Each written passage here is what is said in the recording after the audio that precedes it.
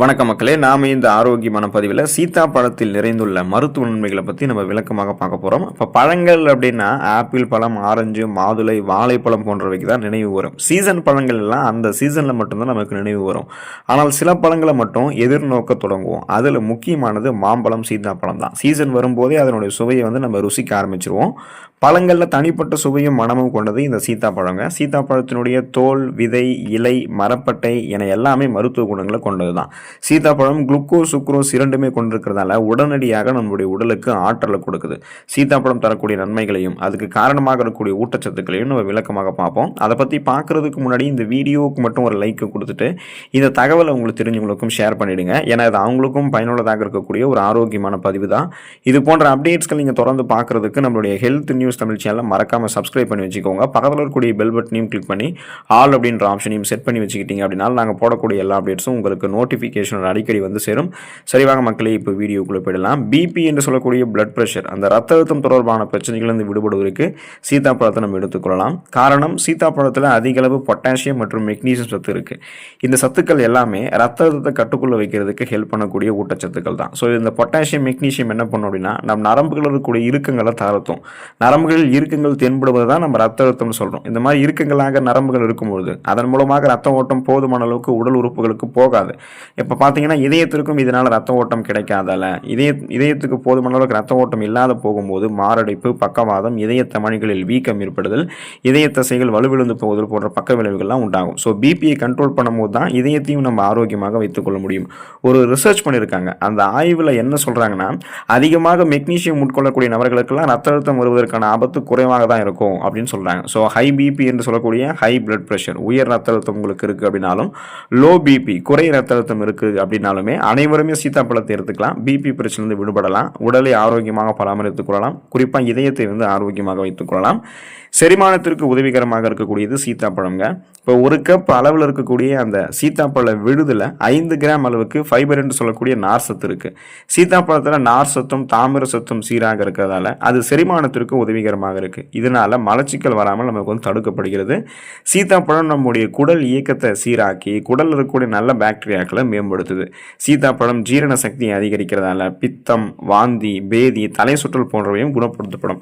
ஏன்னா சரியாக செரிக்கலைன்னா அது பித்தம், வாந்தி, பேதி, தலை சுற்றல் வரைக்கும் நம்ம கொண்டு போய் விட்டுரும்.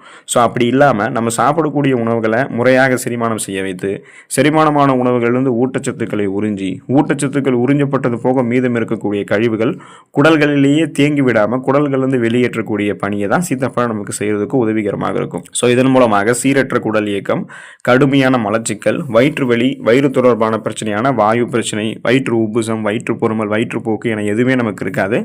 வயிறு, குடல் இது ரெண்டினுடைய ஆரோக்கியமே மேம்படும். ஒட்டுமொத்த செரிமான மண்டலமே ஆரோக்கியமாக இருக்கிறதுக்கு ஃபைபர் என்று சொல்லக்கூடிய நார் சத்து அவசியம். அந்த சத்து சீத்தாப்பழத்தில் இருக்கிறதால சீத்தாப்பழத்தை நம்ம எடுத்துக்கிட்டால் செரிமானம் நமக்கு ஆரோக்கியமாக இருக்கும்.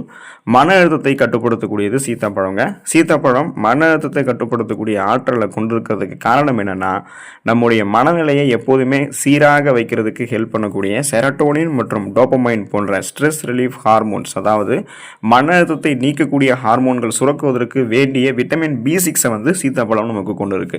ஸோ இந்த விட்டமின் B6 மனநிலை கோளாறுகளை சரி செய்யும். விட்டமின் B6 மன அழுத்தத்தை நமக்கு குறைக்கும். இது குறித்து ரிசர்ச் பண்ணியிருக்காங்க. அந்த ஆய்வில் என்ன சொல்கிறாங்கன்னா, விட்டமின் B6 குறைந்திருக்கக்கூடியதாக ஒரு நபர் இருக்கார் அப்படின்னா அந்த நபருக்கு இன்னுமே ஸ்ட்ரெஸ் டென்ஷன் டபுள் மடங்கு ஆகிடும் அப்படின்றது குறிப்பிடுறாங்க. அப்போ இந்த விட்டமின் B6 நம்ம உடலில் அதிகரிப்பதன் மூலமாக மனச்சோர்வு அபாயம் நமக்கு குறைக்கப்படும் இல்லையா? அதற்கு தான் நீங்கள் சீத்தாப்பழத்தில் இருக்கக்கூடிய அந்த விட்டமின் B6 பெறுவதற்கு சீத்தாப்பழத்தை எடுத்துக்கலாம். ஸோ இப்படி எடுத்துக்கிட்டு வரும்போது உங்களுடைய நரம்புகள் இருக்கக்கூடிய இறுக்கங்கள் தளர்த்தப்பட்டு உடலெங்கும் ரத்த ஓட்டம் உங்களுக்கு பாயும். செரட்டோனின், டோபமைன் போன்ற மன அழுத்தத்தை நீக்கக்கூடிய ஹார்மோன்கள்லாம் சுரக்கப்படும் போது நீங்கள் ஸ்ட்ரெஸ் ஃப்ரீயாக நீங்கள் செயல்பட ஆரம்பிப்பீங்க. சுறுசுறுப்பாக உங்களுடைய வேலைகளை நீங்கள் செய்ய ஆரம்பிப்பீங்க. உங்களுடைய உடல் எடையை எந்த விதமான பக்க விளைவுகளும் இல்லாமல் ஆரோக்கியமான முறையில் அதிகரிக்கணும் அப்படின்னு நிறைய ஜிம் ஆக்டிவிட்டீஸு, ஃபுட்ஸ் எல்லாம் எடுத்துகிட்டு இருக்கீங்கன்னா நீங்கள் சீத்தாப்பழத்தையும் தவறாமல் உணவுகளை சேர்த்துக்கோங்க. உடல் எடையை அதிகரிக்க வேண்டும் என்று நினைக்கிறவங்க உடல் எடையை எப்படியெல்லாம் ஆரோக்கியமாக நம்ம குறைக்கலாமோ அதுபோல் எப்படி நம்ம ஆரோக்கியமாக உடல் எடையை அதிகரிக்கணும் அப்படின்னு தான் பார்க்கணும். இல்லைன்னா நம்ம கண்ட உணவுகள் சேர்க்கும் போது அது அதிக கொழுப்புகளை நம்மளுடைய உடலில் சேர்த்துட்டு உடல் பருமனை ஏற்படுத்திடும். அப்படி ஆகாமல் ஆரோக்கியமான முறையில் உடல் எடையை அதிகரிக்கணும் அப்படின்னா சீத்தாப்பழம் நமக்கு ஒரு சிறந்த உணவாக இருக்கும். இருக்கும். அதிக ஊட்டச்சத்துக்கள் சீத்தாப்பழத்தில் இருக்குது. சரியான அளவில் கார்போஹைட்ரேட்டுகள் சீத்தாப்பழத்தில் இருக்குது. மற்றும் புரோட்டீன் அந்த புரதங்களால் சீத்தாப்பழம் நிரம்பி இருக்குது. சீத்தாப்பழத்தோட தேன் கலந்து நம்ம சாப்பிடுவதன் மூலமாக ஆரோக்கியமாக நம்மளுடைய உடல் எடையை நம்ம அதிகரிக்க செய்யலாங்க. ஸோ சீத்தாப்பழத்தில் நீங்கள் தேன் கலந்து சாப்பிடுங்க. கரெக்டான கலோரிகள் உங்களுக்கு வந்து கிடைக்கிறதால கட்டுக்கோப்பான முறையில் உங்களுடைய உடல் எடையை நீங்கள் அதிகரித்துக் கொள்ளலாம். எந்த விதமான பக்க விளைவுகளும் ஏற்படாது, உடல் பருமனும் ஏற்படாது. ஆஸ்துமாவை சரி செய்யக்கூடியது, சுவாச மண்டலத்தை பாதுகாக்கக்கூடியது சீத்தாப்பழம்ங்க. சீத்தாப்பழம் விட்டமின் B6 கொண்டிருக்கு. இது மூச்சுக்குழாய் அலர்ச்சியை எதிர்த்து போராடுவதற்கு நமக்கு உதவிகரமாக இருக்கும். ஆஸ்துமாவை தடுக்கிறதுக்கும் உதவிகரமாக இருக்கும். நுரையீரல் தொடர்பான சிக்கல் இருக்கிறவங்களுக்கெல்லாம் சீத்தாப்பழம் நன்மை தரும். விட்டமின் C என்று சொல்லக்கூடிய உயிர் சத்து சீத்தாப்பழத்தில் இருக்கிறதால சீத்தாப்பழம் நம்ம சாப்பிடும்போது சளி பிடிக்குமோ அப்படின்னு நீங்கள் பயப்பட வேணாம். இது சளியை உங்களுக்கு கியூர் பண்ணுறதுக்கு தான் ஹெல்ப் பண்ணுமே தவிர சளி பிடிக்க வைக்காது. சீத்தாப்பழத்தில் அந்த குளிர்காலத்தில் எடுத்துக்கொள்ளக்கூடியவர்கள், அப்புறம் இந்த காய்ச்சலெல்லாம் உங்களுக்கு இருக்கு அப்படின்னா அந்த குளிர்கால காய்ச்சலெல்லாம் குணப்படுத்தக்கூடியதாக சீத்தாப்பழம் இருக்குங்க. ஆஸ்துமா, டிபி என்று சொல்லக்கூடிய அந்த டியூபர்குலோசிஸ் காச நோய் கொண்டவர்கள்லாம் தொடர்ந்து சீத்தாப்பழம் சாப்பிட்டு வரும்போது நல்ல பலன் கிடைக்கும். ஒட்டுமொத்தமாக உங்களுடைய நுரையீரலுடைய ஆரோக்கியத்தை மேம்படுத்தி சுவாச மண்டலத்தையும் வலுப்படுத்துறதால சளி, இருமல், காய்ச்சல், தும்மல், ஆஸ்துமா, காசநோய் இந்த மாதிரி நுரையீரல் தொடர்பான சிக்கல்கள்லாம் நமக்கு வந்து சரியாயிடுங்க. எலும்புகள் பலமடையக்கூடியது. குறிப்பாக பெண்களுக்கு ஒரு ஏற்ற பழமாக சீத்தாப்பழம் வந்து இருக்கு. சீத்தாப்பழம் வந்து உடலுக்கு வலிமை கொடுக்கக்கூடிய பழமாக இருக்கு. ஸோ இதில் வந்து கால்சியம் சத்து நிறைந்திருக்கிறதுனால எலும்புகள், பற்கள், தசைகள் நமக்கு பலமடையும். ஃபார் எக்ஸாம்பிள் ஆஸ்டியோபோரோசிஸ், எலும்பு மெலிவு நோய், மூட்டு வலி, எலும்புருக்கி, முடக்குவாதம், எலும்பு மஜ்ஜைகள் ஏற்படக்கூடிய பிரச்சனை, மூட்டு அழற்சி போன்ற எந்த விதமான எலும்பு தொடர்பான பிரச்சனையும் ஏற்படாது. ஈறுகளை ரத்த கசிவு ஏற்படுவது, அதன் மூலமாக ஈறுகள் வந்து வலுவிழந்து போயிட்டு ரத்த கசிவு ஏற்படும் போது கிருமி தொற்றம் இருக்கிறதால பற்கள் வந்து வலுவிழந்து போகிறது, பற்களில் வந்து பற்சிதைவு, பற்சொத்தை ஏற்படுவது, இந்த மாதிரி பிரச்சனைகள் எல்லாத்தையுமே நம்ம சரி பண்ணிக்கலாம். வாய் துர்நாற்றத்தை போக்கி வாய் ஆரோக்கியத்தை மேம்படுத்திக் கொள்வதாக சீத்தாப்பழம் இருக்கும். இதனால பற்கள் வந்து பலமடையும். அதே போல தசைப்பிடிப்பு உங்களுக்கு வந்து எதுவும் ஏற்படாது. தசைகளில் வலியும் இருக்காது. தசைகள் வந்து தளர்ந்து போகிறது போன்ற பிரச்சனையும் இருக்காது. கட்டுக்கோப்புடன் தசைப்பிடிப்பு உங்களுக்கு வந்து சரி பண்ணப்படும்.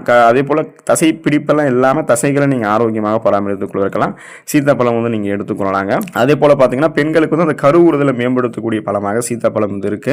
ஸோ குறிப்பாக மூளையினுடைய ஆரோக்கியத்தை மேம்படுத்தக்கூடியதாக சீத்தாப்பழம் வந்து இருக்கு. ஸோ அதுக்கு முன்னாடி பார்த்தீங்கன்னா கண் ஆரோக்கியத்தையுமே சீத்தாப்பழம் உங்களுக்கு வந்து மேம்படுத்தும்.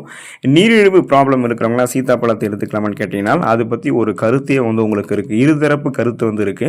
இப்போ நீரிழிவு நோயாளிகள், சுகர் ப்ராப்ளம் இருக்கக்கூடிய பேஷண்ட்ஸ் வந்து சீத்தாப்பழத்தை சாப்பிடலாமா அப்படின்னு குறித்து பல சந்தேகம் இருக்கு. சீத்தாப்பழம் வந்து குளுக்கோஸ் மற்றும் ஃப்ரக்டோஸ் நிறைந்திருக்கும் அப்படின்றதால இதை சாப்பிட்ட உடனேயே நம்மளுடைய ரத்தத்தில் சர்க்கரையினுடைய அளவு அதிகரிச்சிடும் அப்படின்றத ஒரு பிரிவினர் வந்து குறிப்பிட்றாங்க. ஒரு சிலர் இன்னும் அறிவியல் பூர்வமாக போயிட்டு சீத்தாப்பழம் வந்து கிளைசமிக் குறியீடு 54 தான் இருக்குது, அதனால் நீரிழிவு இருக்கிறவங்களுக்கு இது நல்ல உணவு அப்படின்னு சொல்கிறாங்க. ஏன் நீரிழிவு இருக்கிறவங்களுக்கு லோ கிளைசமிக் உணவில் பார்த்தீங்கன்னா 55 மற்றும் அதற்கும் குறைவாக இருக்கக்கூடிய உணவுகளை பரிந்துரைக்கிறாங்க அப்படின்னா சர்க்கரை நோயாளிகள் சீத்தாப்பழம் வந்து சாப்பிடலாம் அப்படின்னு சொல்கிறாங்க. மேலும் இது நார் சத்தும் இருக்கக்கூடிய பழம் அப்படின்றதால இது ரத்த சர்க்கரையினுடைய அளவு உறிஞ்சுவதை மெதுவாக்குது அப்படின்னு சொல்கிறாங்க. ஸோ உங்களுக்கு நீரிழிவு ப்ராப்ளம் இருந்து, அதாவது நீங்கள் சுகர் பேஷண்ட்டாக இருந்த சீத்தாப்பழத்தின் மீது அதிக பிரியம் கொண்டிருக்கீங்கன்னா ஒரு முறை உங்களுடைய மருத்துவரினுடைய ஆலோசனை பெறுவதற்கும் நீங்கள் மறக்கூடாது. ஸோ உங்களுடைய பிளட்டில் சுகருடைய அளவை கண்ட்ரோல் பண்ணிவிட்டு நாளடைவில் அந்த சுகர் ப்ராப்ளத்திலிருந்து விடுபடணும்னா பிளட்டில் எந்த அளவுக்கு சுகர் இருக்குன்றதை முதல்ல செக் பண்ணிவிட்டு அதுக்கேற்ற மாதிரி நீங்கள் சீத்தாப்பழத்தை எடுத்துக்கலாம். ஸோ சீத்தாப்பழம் வந்து குறைந்த கிளைசமிக் குறியீடு கொண்டிருக்கிறதுல நீரிழிவு வியாதிகள் இருக்கக்கூடிய நபர்கள் வந்து அதை எடுத்துக்கொள்ளும் போது அந்த பிளட்டில் சுகரோட அளவை கண்ட்ரோல் பண்ணி நாளடைவில் அந்த சுகர் ப்ராப்ளத்திலிருந்து விடுபட்டலாம். சீத்தாப்பழம் இந்த அளவுக்கு மருத்துவ நன்மைகளை கொடுக்கறது காரணமே அதில் இருக்கக்கூடிய ஊட்டச்சத்துக்கள் தான். சீத்தாப்பழத்தில் vitamin C, vitamin B complex, vitamin A, நார் சத்து, மெக்னீசியம், கால்சியம், பொட்டாசியம், இரும்பு சத்து, புரதம், தாது பொருட்கள், இனிப்பு, கொழுப்பு சத்து எல்லாமே இருக்குது.